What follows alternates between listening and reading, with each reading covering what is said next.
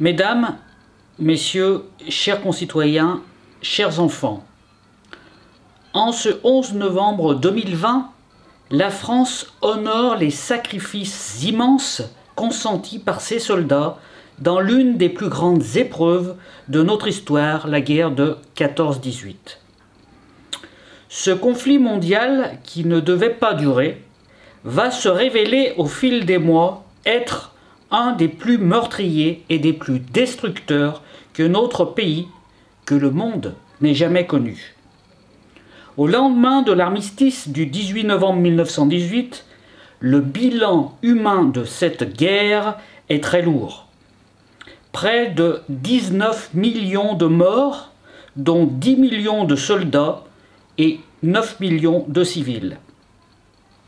Durant les 4 années du conflit, ce sont près de 60 millions d'hommes qui prendront les armes. Guerre totale, guerre mondiale, guerre industrielle qui va mobiliser toutes les énergies, toutes les ressources des belligérants. Des millions d'hommes et de femmes, de toutes conditions, vont se trouver précipités dans l'enfer de la guerre. 1er août 1914, la mobilisation générale est décrétée. Une simple affiche d'une quinzaine de lignes placardées devant les mairies appelle tous les hommes de 20 à 48 ans à rejoindre sans délai leur unité d'affectation. Spontanément, dès le début de la guerre, des milliers d'étrangers résidant en France, travaillant en France, vont souhaiter s'engager pour défendre leur pays d'accueil, la France. Britanniques, Polonais, Grecs, Russes, Italiens, Espagnols, Turcs, Américains. Parmi eux, Lazare Ponticelli, venu du nord de l'Italie pour travailler en France. Il sera l'ultime témoin, le dernier rescapé de la Grande Guerre. Afin de pouvoir s'engager, dès l'automne 1914, au 4e régiment de marche de la Légion étrangère, il va dissimuler son âge, rejoignant ainsi ces milliers d'étrangers vivant en France qui vont se précipiter spontanément dans les bureaux d'engagement pour défendre une patrie qui n'est pas la leur. Ils seront 43 000 hommes originaires de 52 pays volontairement mobilisés sous la bannière de la Légion étrangère, seule unité de l'armée française à pouvoir les enrôler. Les besoins croissants de cette guerre vont nécessiter d'autres ressources extérieures. La République va se tourner vers ses colonies. Le sort de millions d'habitants du deuxième empire colonial du monde va être associé à celui des habitants de la métropole. Aux côtés des femmes françaises, des Indochinois, des Maghrébins, des Malgaches sont appelés pour faire tourner l'industrie de guerre, tandis que les hommes sont au front. Officiellement, ils seront plus de 225 000 coloniaux à contribuer à l'effort de guerre. Sur le front, après les premiers mois de la guerre, le manque de combattants se fait cruellement sentir. De tout l'empire colonial, du bout du monde, engagés volontaires ou contraints par la force, des centaines de milliers de soldats viendront pour défendre les valeurs de la République. Sur tous les champs de bataille, aux côtés des Bretons, des Auvergnats, des Provençaux, des Bourguignons, des Italiens, des Anglais, des Américains. Compagnons d'armes et d'infortune de tous nos poilus, ils combattront. Tous ensemble, unis dans la souffrance, ils combattront pour que nous puissions vivre libres et en paix. Hommage soit rendu à tous ces hommes, à tous ces soldats d'ici et d'ailleurs.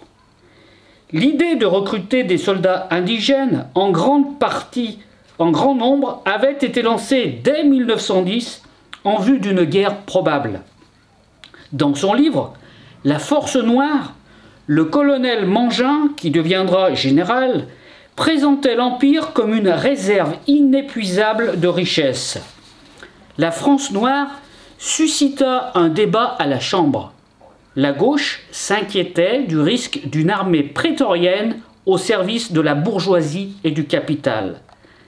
Dès que l'idée apparut, Jean Jaurès, exprimant son opposition devant les députés, la qualifia de déplorable. L'idée d'égalité universelle, dans le droit fil des valeurs des Lumières, chères à Jaurès, était très loin de la politique coloniale voulue par les gouvernants de son époque.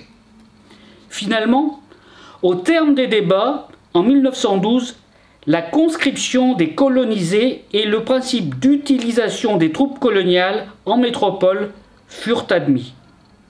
Dès 1914, les colonies envoient dans la métropole des unités de tirailleurs sénégalais de l'Afrique occidentale française et du Maghreb. Leur nombre va s'accroître fortement dès 1915 car un changement notable va s'opérer.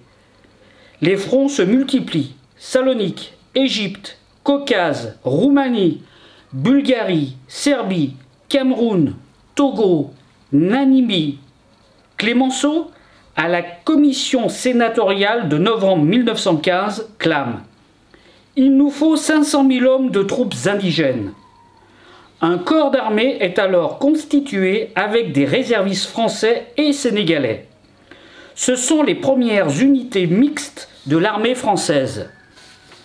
Dès cette année 1915, un recrutement de masse va s'organiser. De 8000 tirailleurs en août 1914, on passe à 40 000 fin 1916, répartis en 60 bataillons. Le recrutement ne va pas toujours soi et suscitera parfois de fortes résistances. Des révoltes éclatent dans les colonies. En novembre 1917, Clémenceau, revenu à la présidence du Conseil, va intensifier l'appel aux troupes coloniales, sans rébellion cette fois. Habilement, il choisit le député sénégalais Blaise Diagne, premier député noir d'Afrique à la Chambre des députés. Nommé commissaire de la République en janvier 1918, Blaise Diagne va mener la campagne de recrutement avec un certain succès. Il va sillonner l'Afrique occidentale française et l'Afrique équatoriale française pour convaincre les Africains de s'engager en promettant la citoyenneté française, en versant le même sang, vous gagnerez les mêmes droits. Peut-être, pensait-il en écoutant ces belles promesses, que leur engagement, leur peine, leur souffrance seraient gage de liberté, d'un destin meilleur pour eux et pour les leurs. Quand les armes se tairont en 1918, hélas, ce ne sera pas le cas pour tous. Au fil des mois d'avril et mai 1917, de nouvelles troupes composées de tirailleurs sénégalais, nom générique de nombreux soldats d'Afrique, se trouvent embarqués dans la même tragédie que leurs frères d'armes, le chemin des dames. Au matin du 16 avril 1917, d'incessantes rafales de pluie et de neige, accompagnées d'un vent glacial, balayent la ligne de crête entre deux calmes rivières, l'Aisne et de l'Ailette. Elles transpercent les hommes qui partent à l'assaut. Le général Nivelle avait promis la victoire en 24 heures. Au soir du premier jour, la victoire n'est pas là, ni les jours qui suivent. Plus de 16 500 tirailleurs sénégalais s'élanceront vers ces crêtes. Pierre Famin, général d'infanterie coloniale, témoigne. Après l'attaque, sous l'action du froid et de la neige, ne pouvant pas se servir de leurs armes, d'ailleurs engluées de boue, ces troupes n'ont plus été qu'une cible offerte aux obus de l'artillerie ennemie. Au cours des innombrables opérations de cette impossible offensive, de nombreux soldats seront sacrifiés. Le bilan de cette sanglante bataille est estimé à 350 000 victimes français et allemands confondus. Parmi eux, les tirailleurs sénégalais vont payer un lourd tribut. Près de la moitié de leurs effectifs engagés sera mort ou porté disparu. Venus des quatre coins de l'Empire français, On estime entre 550 000 et 600 000 le nombre de soldats coloniaux venus combattre en Europe. Après la guerre, le souvenir de leur mort a été oublié lors des commémorations et des lieux de mémoire officiels. Sur les monuments aux morts érigés dans les années 20 dans nos communes, pour commémorer et honorer les soldats, leurs noms sont absents. Construit en 1932, l'ossuaire de Douaumont rassemble les restes anonymes de 500 000 soldats tombés au cours de la bataille de Verdun.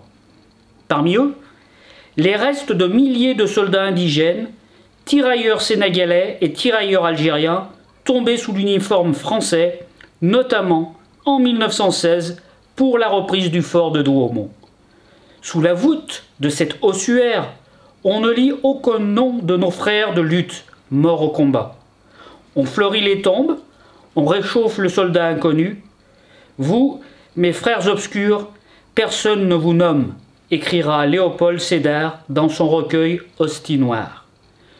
Venus de tous les confinements, tous ces hommes ont participé à un moment historique de notre nation. Ils ont contribué à défendre les valeurs de notre République plus que jamais. Il est essentiel de partager leur histoire, notre histoire, avec la jeunesse de notre pays. Elle est en droit de savoir. Tous ces hommes avaient un nom. Ne les oublions pas. Vive la République, vive la France.